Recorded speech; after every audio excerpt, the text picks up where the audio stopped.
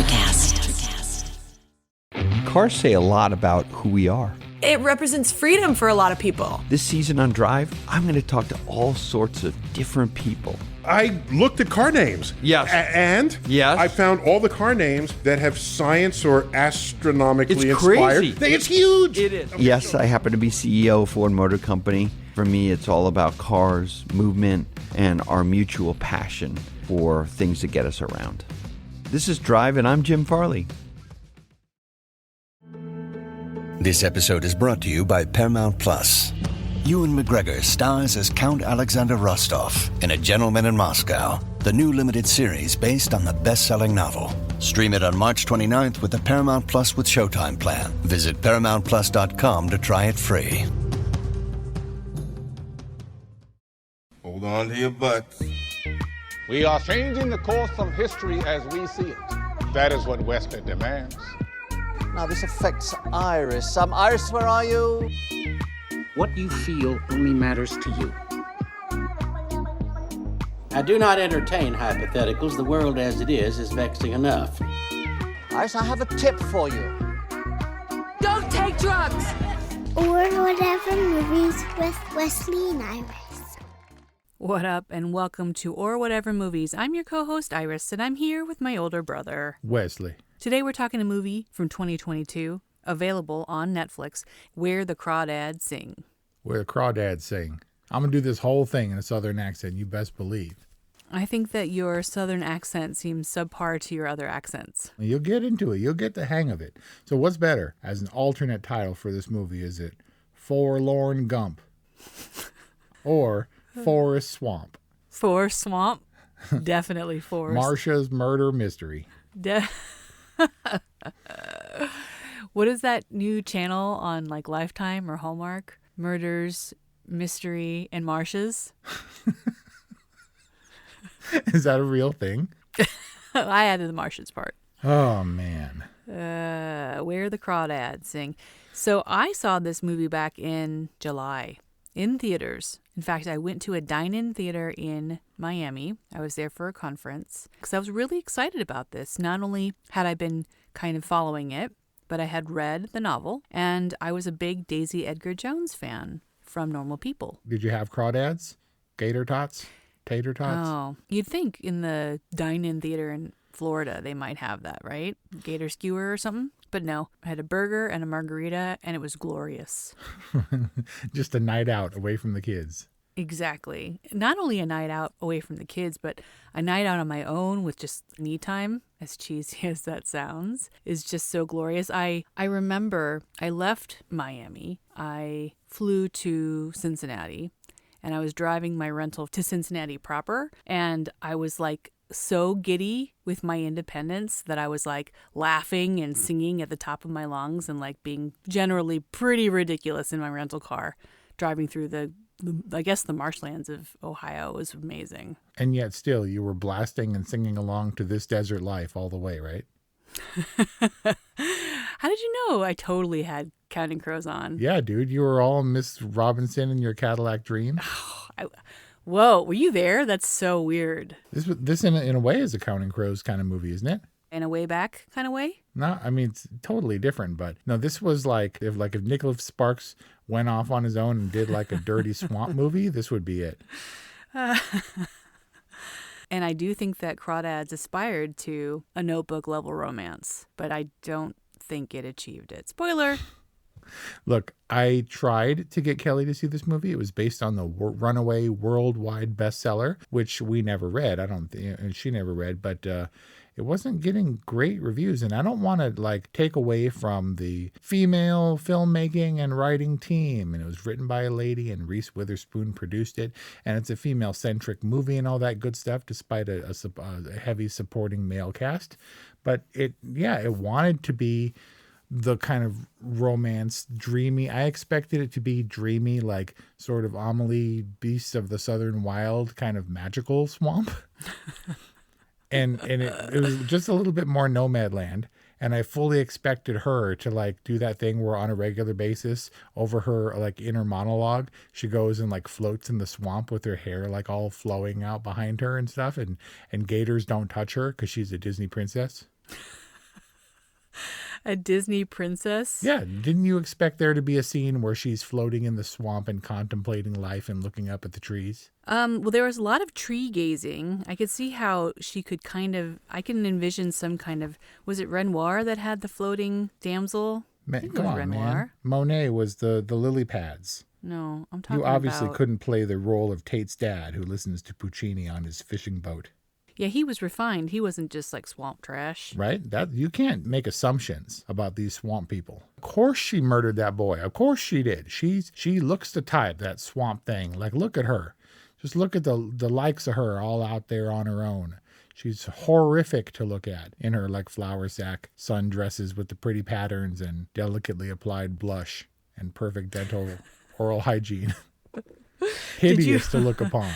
The Marsh girl. Did you read Where the Crawdads Sing? No, I'm sorry. This one passed me by. I didn't know about it. I don't subscribe to Reese Witherspoon's book club. Yeah, I went to some screening or another of a Hello Sunshine produced film, and I was all inspired by how Bruna Papandrea and Reese Witherspoon are producers who read. And I was like, I'm a producer who reads. I read. And then they announced in the trades that they had optioned Where the Crawdads Sing. And then later they announced Daisy Edgar Jones, and I was like, oh my God, this is going to be amazing. And I read the book, and I thought it was all right, like the Southern Swamp version of To Kill a Mockingbird. I mean, that's probably commonly recognized, right? You think? Is it the courtroom murder drama about the misunderstood outcast from society? I thought David Strathairn, who we've talked about a lot, from Nomadland to your favorite Godzilla vs. Kong, and then recently he was in Nightmare Alley. He was kind of an on-the-nose Atticus Finch. Yeah, it might as well have been Mark Rylance in his same suit from Trial of the Chicago 7. He's kind of soft-spoken. But I mean, I didn't read the novel. I was encouraged when the credits started to roll. I was like, oh, David Strathairn, Garrett Dillahunt, this is going to be awesome. And then they made Garrett Dillahunt into like a snarling swamp Hulk or like a deliverance goon. But, and he was there and he was smacking people, and then one day Pa disappeared. I do think that I can offer a somewhat unique perspective in that I'm not bound by the book to track how faithfully or accurately they were represented on screen. Didn't read the book. Movie has to stand on its own merits. I have no comment on the book, but it seemed like there were an awful lot of things where you would be like, oh my God, it's just like in the book. And none of that mattered to me. Well, I have a question for you. Having not read the book and being able to just evaluate the movie on its own, did you know what was going on? Nope. I knew that she was accused and that people on a Forrest Gumpy level, they were like, you can't sit here, like her whole life. And I was like, I don't understand why. Because it wasn't like, oh, in order to make this sell, we're going to cast like a pretty girl or whatever. Because in the novel, like Forrest Gump, he was hideous and like this big, like hulking goon. And I thought maybe that was the case. I didn't understand why everybody turned on her. In the Forrest Gump novel, Forrest Gump was a hunking goon? Yeah, and Jenny was with him. One of the prime reasons Jenny stayed with him was because he had a giant wiener. Wait, what? Yep, and he was like a wrestler and stuff. Tom Hanks, who's all of $150 in Forrest Gump? Yeah, it's like Tom Cruise in Jack Reacher.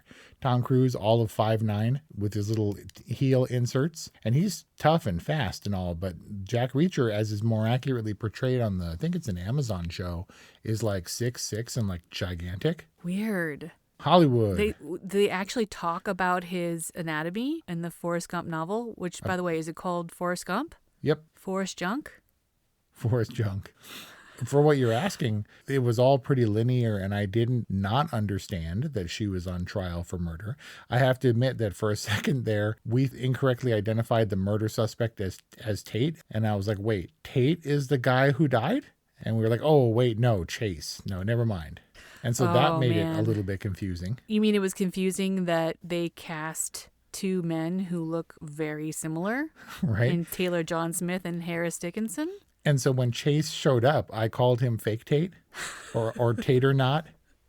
And I didn't understand. I was like, so why do we care? Like, why should we be invested in Fake Tate? I don't care. And not having read the book, I didn't know that there was a twist, which I have to say, obviously, if you're listening to this, you've either read the book or seen the movie or both. If it's a faithful adaptation from the book, if you know what's going to happen, it takes a lot of the piss out of the movie, I feel. Because I was like, what do you got for me? Okay, there's swamp beauty shots and stuff, and this girl is set upon by her entire community, and you have no idea why whatsoever. She's like, does this mean we're boyfriend and girlfriend? And she doesn't know anything about life, but she has like, naturalistic foundation and sculpted eyebrows and stuff. Wait, so did the twist work for you? I mean, not really. I figured it out just a few seconds before it was revealed, but I was like, wait, we're time jumping? Who the hell is that? And Kelly Ray is like, that's Marsha or whatever. And I was like, okay, Marsha? well, the only reason we would be going this far is if she actually did it. Like, we're not going to jump back in time. Why are we jumping forward in time? What's the revelation? Oh, she did it. There it is. So it wasn't a very satisfying twist, and it was like the last few seconds of the movie. But I kind of was hanging on the idea of the murder mystery to get this otherwise pretty pedestrian marsh romp to get me through it, because I certainly didn't care about her family or her upbringing or Tate going off to college and Chase taking his place or whatever. But even without the spoilers, you press play on Where the Crawdads Sing, and it says violence, foul language, sexual assault depiction. And I was like, all right, well, PG-13, but the sexual assault is coming. And I didn't know who it was going to be. It kind of didn't matter to me. It was Chase, which unfortunately prevented me from using the term that I set out very early, which was that she got Tate raped. Oh. I couldn't use it, so that was disappointing. So obviously a play on date rape. Tate did not take advantage of her. But why didn't he come back? Why did he leave her sitting on the shore in 4th of July? Because she was a swamp rat, and he had things to do. He was going to be like a senator or something. His dad listened to Puccini, man. He wasn't going to sit around for some backwoods Marsha chick. His dad may have been cultured for his time and place, but he wasn't like a, do you know who my father is kind of guy. He came from humble beginnings. He was, for all intents and purposes, a humble kind of guy. Why wouldn't he stick to his word? And I'm saying this because I think the one success of this movie was getting carried away a little bit by the Kaya and Tate romance. Now, it's, again, not Notebook level, but I was rooting for them, and the making out and stuff was pretty hot.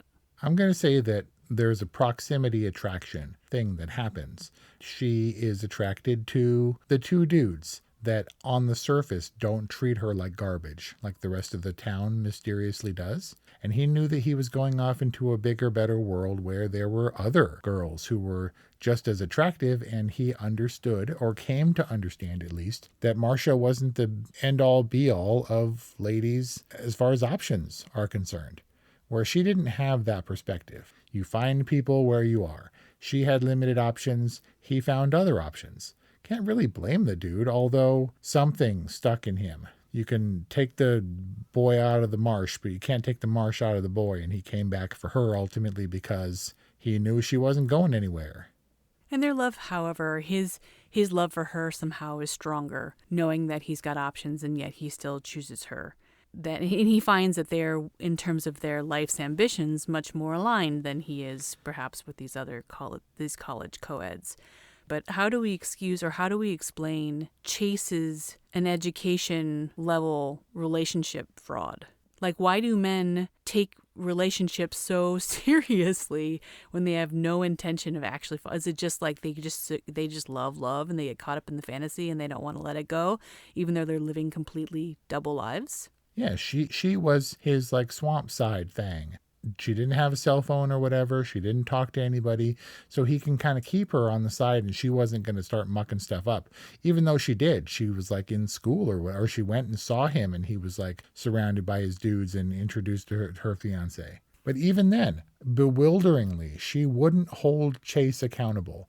There was no like, you lied, screaming in his face, wrecking his engagement, helping out the other girl by pointing out his infidelity.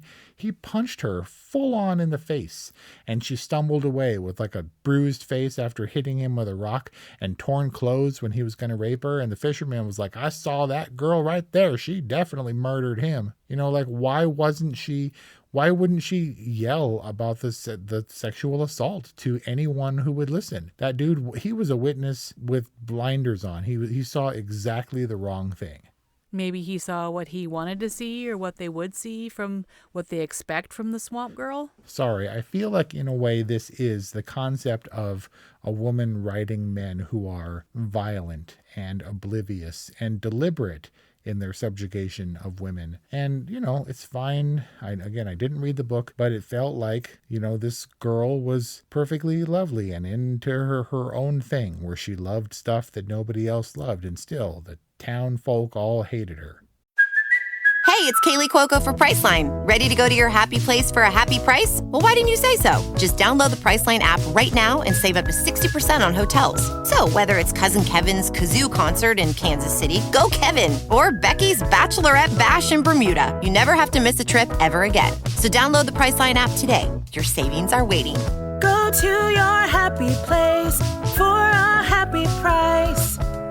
Go to your happy price, Priceline. Life is hard, but finding a really great podcast makes the days go by so much easier. Hi, my name is Blue Telusma. I'm a writer, an emotional intelligence coach, and the host of Humanize with Blue Telusma, a podcast where we believe that when you humanize everyone in the room, a great conversation is almost guaranteed. Join us every week here on Electricast as me and my guest co-hosts unpack big topics and interview even bigger personalities with a sense of humor and a dash of mischief. If you're looking for a new best friend in your head, we've got you covered. Electricast. It didn't make sense. Is it because you yourself would have seen the virtue of the Marsh girl? And you yourself would have identified her and her specialness and rescued her with your savior complex? No, she was a grown adult hiding out in the marsh. Like, she probably deserved that reputation. If she had been a little bit farther north, she would have been a witch. If she had lived, a couple centuries earlier, she would have been a witch. She would have been the Red Riding Hood witch in the Vivitch. It was just this movie's depiction and probably the novel's depiction of her as being an outcast. But, you'd think that if she was that antisocial, she wouldn't wear, her floral print dresses that clash with her environs. If she wanted to be low key, she would have stuck to camo and wouldn't have had hair which needed such careful tending on a regular basis. Well, she did learn something about femininity from her mother, who was obviously well-heeled, or at least what she was when she decided she wanted to go into the city. Yeah, like she had makeup and pretty dresses and heels. Went for cigarettes and then never came back.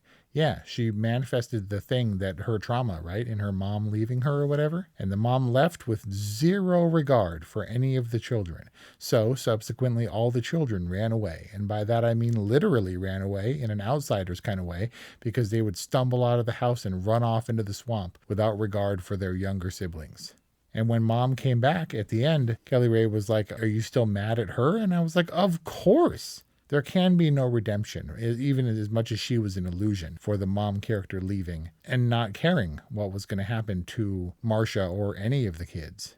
Wow, you didn't like anybody in this. I mean, not even Garrett Dillahunt, who just mysteriously disappeared or whatever. I was hoping for good things. And to your point, I guess, because all the dudes were Deebs except for Jumpin', it was hard for me to identify with any of those characters. What about the Tom Milton, David Strathairn character?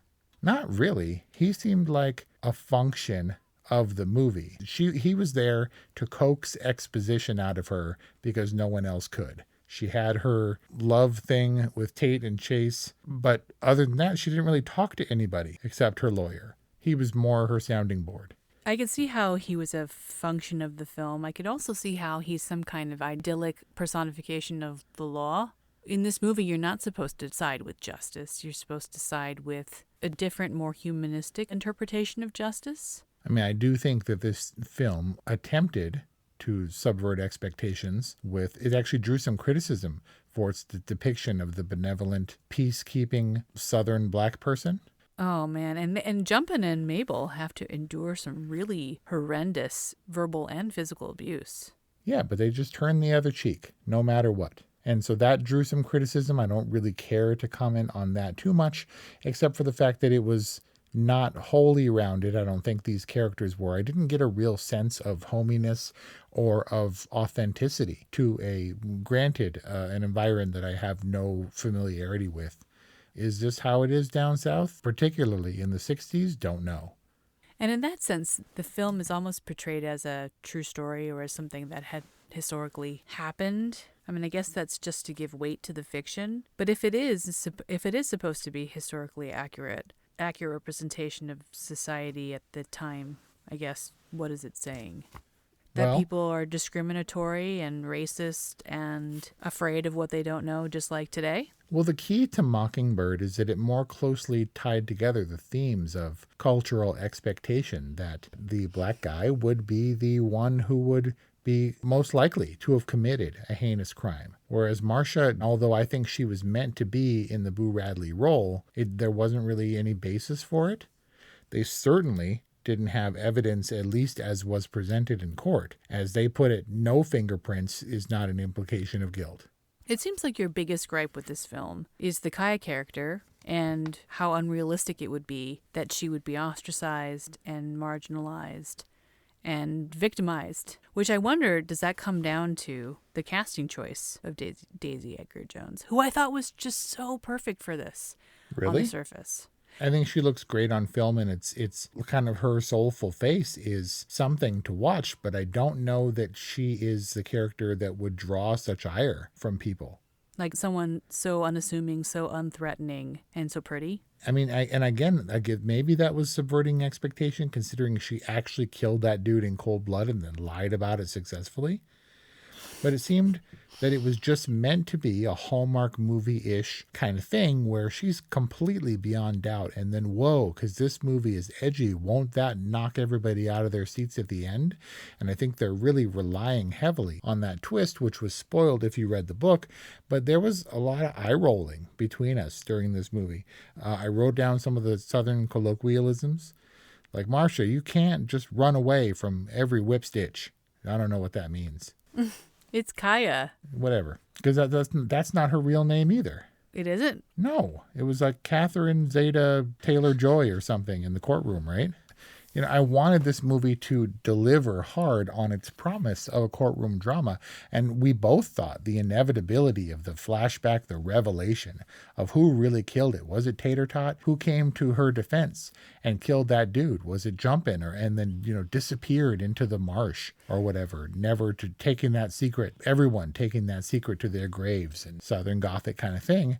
And then we never got that. I was like, where is Tater Tot fighting off the lynch mob when she gets off scot-free? When are they going to crack the case? It was just like flashing forward and unprotected sex. And aren't we already man and wife like geese or whatever? I didn't understand in that way. I was like, why are we time jumping? And then Ma showed up and I was like, F Ma, dude. She doesn't deserve a place in that girl's heart or whatever, except that heart is full of deep secrets and murder. A woman's heart is an ocean of secrets, yep. Wes. And as much as they tossed her house looking for evidence, they didn't think to rifle through the books or anything. The books are her diaries. They're pretty telling of her state of mind. Why were the red hat fibers on his clothes at all? Because she killed him. She was rubbing her head on his jacket? I mean, I'm sure that it was an exchange. She didn't lure him up there to look at the stars and then, step over here to the right another 3 feet and then you can see Orion much better. And then he fell to his death. I'm pretty sure there was some kind of struggle. And so Daisy Edgar Jones overtook strapping young Chase Andrews, the college QB, the best college QB this town had ever seen. Yeah, she probably did the thing where she ran and jumped over the pit at the last minute, the great hole in the floor, a hole in the water tower or whatever. And he came for her and fell to his doom like a Disney villain.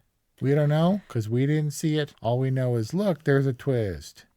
So not only did you not like this, but neither did Kelly. She did say that it was better than she expected, but this is another one where, sorry, I didn't read the book and I didn't even watch a trailer. I knew that it was beloved and best-selling book or whatever, so I tried to take her to it and she said no, so I watched it pretty cold. And I was like, all right, well, never once thought, well, it's not true, not until the last 5 minutes did I think she had done the murder. And so I was kind of expecting it to go into more of the detail of this lost in the swamp, forgotten crime. And it was just love and making out in the brackish water or whatever. Like they look romantic on film, but it's very impractical and uncomfortable. To make out in the water. We've talked Yeah, about be this. all soaking wet and stuff. Make out with like seaweed going up your nose and junk just under the surface.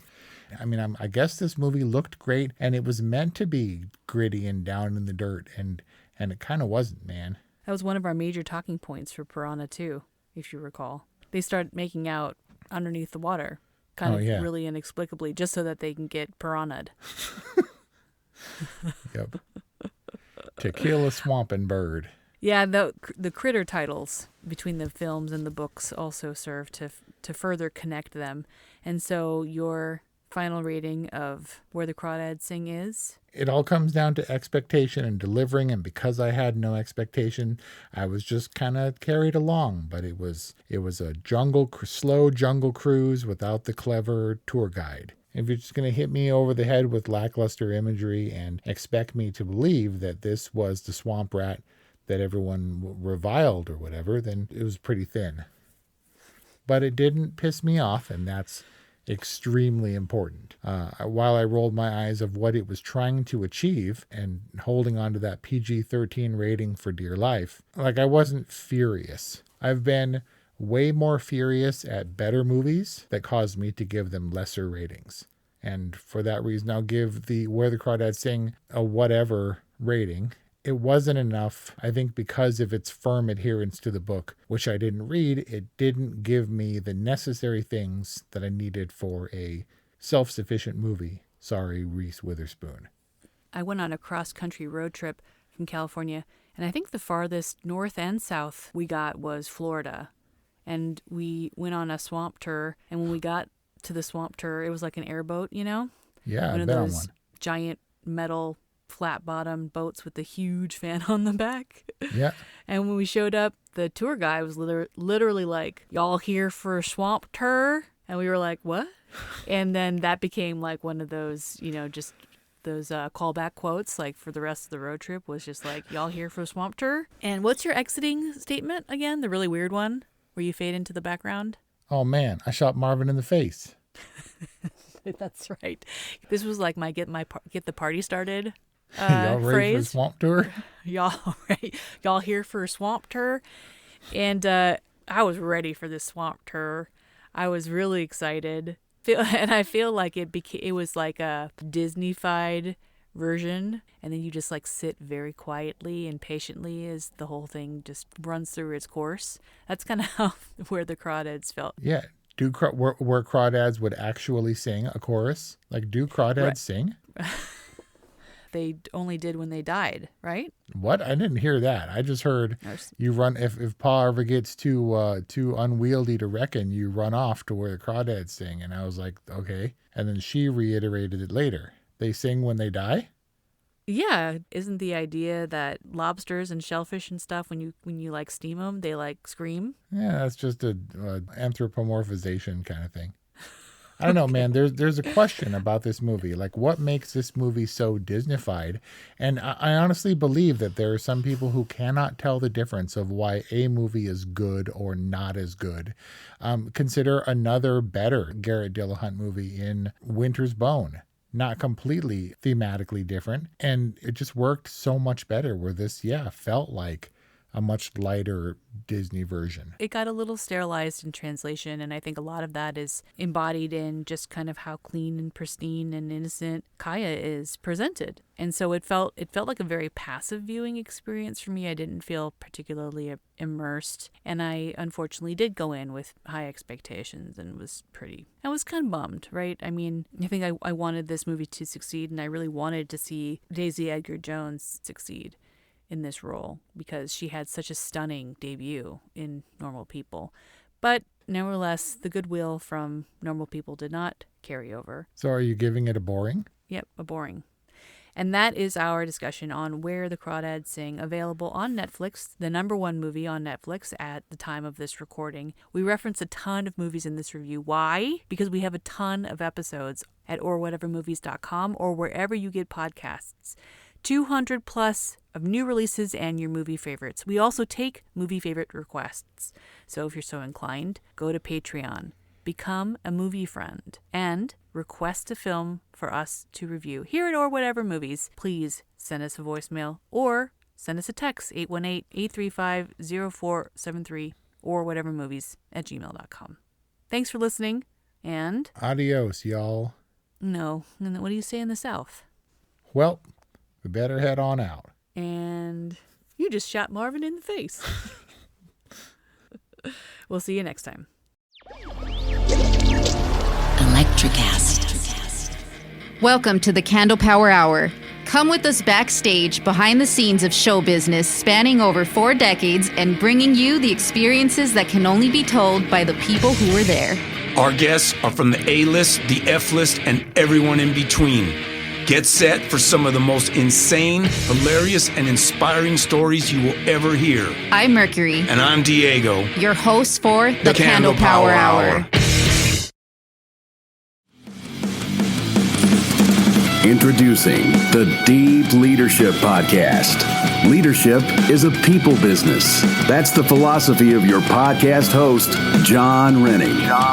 As a former submarine officer who spent 22 years leading businesses in corporate America before starting his own manufacturing business, he knows that leadership matters. Deep Leadership is real-world, actionable leadership advice from John and his expert guests. Become a leader worth following. Subscribe today. Electricast.